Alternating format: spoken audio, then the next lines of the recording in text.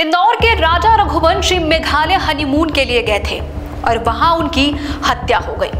Police का कहना है कि राजा रघुवंशी की हत्या उनकी पत्नी सोनम ने करवाई है। इससे पहले भी मेरठ में सौरभ राजपूत की हत्या हुई थी और पुलिस ने कहा कि सौरभ राजपूत को उन्हीं की पत्नी मुस्कान ने मारा है। अब सवाल ये है कि मां सीता, मां सावित्री, मां गार्गी मैत्री का भारत देश, वहां महिलाएं इस तरीके से अपने पतियों की हत्या क्यों कर रही है? कोई भी पत्नी अपने पति को क्यों मरवा रही है? इसके लिए कौन जिम्मेदार है? क्या कोर्ट जिम्मेदार है, पुलिस, न्यायपालिका, न्यूज एजेंसी या फिर माता पिता? नमस्कार, मैं हूं शालिनी सिंह और आप देख रहे हैं BS24 न्यूज। सबसे पहले हम मांग करते हैं, क्योंकि सोनम और राजा रघुवंशी मध्य प्रदेश के थे। सोनम को उत्तर प्रदेश में पकड़ा गया और उनकी हत्या मेघालय में की। तो मेघालय, उत्तर प्रदेश और मध्य प्रदेश की पुलिस तीनों उसे लेकर दिल्ली आए। वहां नार्को पॉलीग्राफ ब्रेन मैपिंग के लिए बहुत अच्छी लैब है। जो सवाल पूछने हैं वो सभी सवाल पूछे और इसे लाइव प्रसारित किया जाए ताकि भारत और पूरे देश के लोगों को, सभी माता पिता को पता चलनी चाहिए कि क्यों एक पत्नी मुस्कान या सोनम अपने पति को भारों के गुंडों से मरवा रही है। क्या उन लड़कियों की शादी माता पिता के दबाव से उनकी मर्जी के खिलाफ हुई थी? इस टेस्ट से बहुत कुछ सीखने को मिलेगा। अगर मुस्कान और सौरभ की केस में ये टेस्ट हुआ होता तो बहुत कुछ पता चल चुका होता कि क्यों एक महिला लव मैरिज के बावजूद अपने पति का खून करती है। पर फिर वही गवाहों की गवाही होगी, क्रॉस एग्जामिनेशन होगा, फिर वही खराब सिस्टम जारी रहेगा।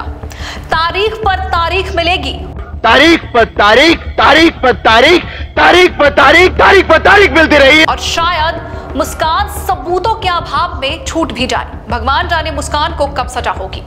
हमारी यही मांग है कि सोनम को दिल्ली लाया जाए और सभी न्यूज चैनल्स पर उसके बयान का लाइव टेलीकास्ट हो ताकि दुनिया को पता चले कि उसने ऐसा क्यों किया। अब सवाल यह भी उठता है कि इसके लिए कौन जिम्मेदार है? हमारी खराब शिक्षा प्रणाली, जिसमें भारतीय संस्कृति नहीं सिखाई जाती। भारत में सैकड़ों से ज्यादा वीरांगनाएं, माताएं वे महापुरुष हैं, जैसे रानी अहिल्याबाई होलकर, रानी चिन्नप्पा, रानी लक्ष्मीबाई, गार्गी मैत्री, सावित्री, मां सीता से लेकर विक्रमादित्य, चाणक्य, एक से बढ़कर एक महापुरुष है। उनको प्राइमरी के सिलेबस में क्यों नहीं पढ़ाया जाता?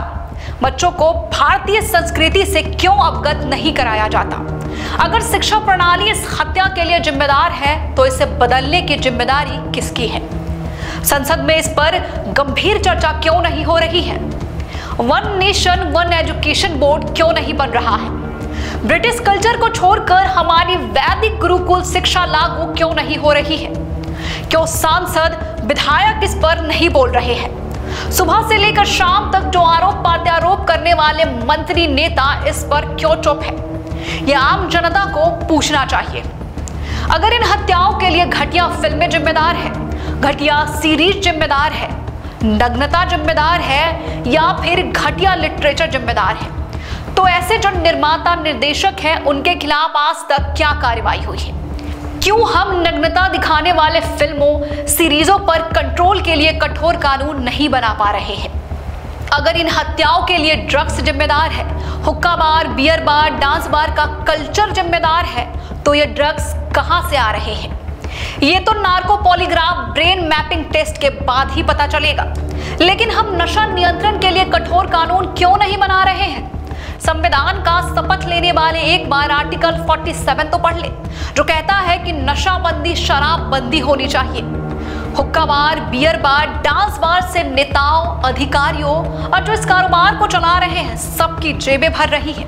लेकिन भारत की संस्कृति कहां जा रही है? हमारी परंपरा कहां जा रही है?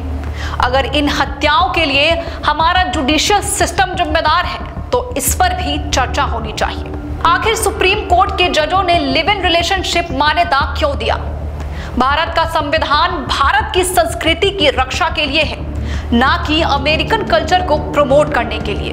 तो आप इस पर सोचिएगा जरूर और अपनी राय हमें कमेंट बॉक्स में लिखकर जरूर बताइएगा।